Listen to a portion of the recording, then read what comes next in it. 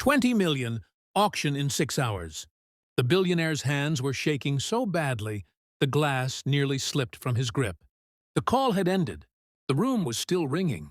Not with sound, with absence. He stared at me like men do when they've already accepted the worst, but are still hoping someone else will deny it for them. They said, "There are already buyers," he whispered. 147. He didn't cry.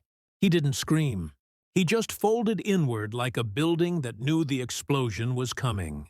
I was standing behind him with pruning shears still in my pocket, dirt still under my nails. The uniform I wore every day so nobody would ever ask what I used to be. A gardener. Quiet. Disposable. Safe. I leaned closer so only he could hear me. "Sir," I said calmly, "you'll have your boys home in 4 hours." He looked at me like I had lost my mind. I understood why, because I hadn't told him the rest yet. That I already knew who took them. He hired me a year ago. After Kabul. After resigning. After the news footage and the silence and the weight that doesn't ever leave your chest once you've seen certain things, and walked away alive. He never asked about my past, which meant he knew enough to avoid asking.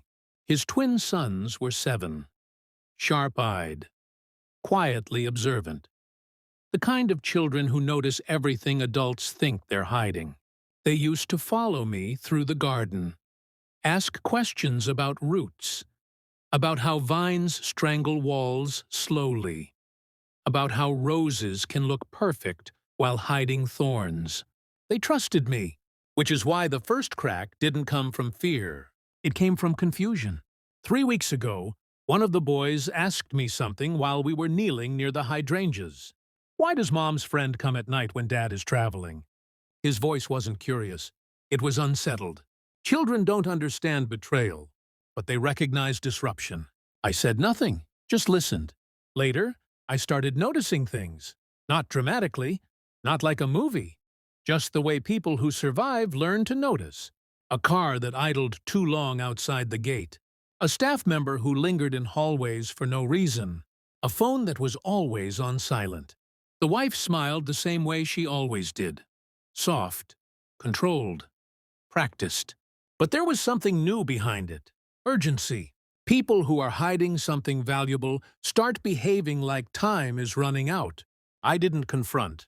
I observed. It started with schedules. The way her charity meetings aligned with her husband's travel. The way certain staff were rotated off duty when certain guests arrived. I wasn't looking for evidence of infidelity. I was looking for pressure points. Because betrayal is never isolated. It's connected. It bleeds into everything. I began tracking patterns quietly.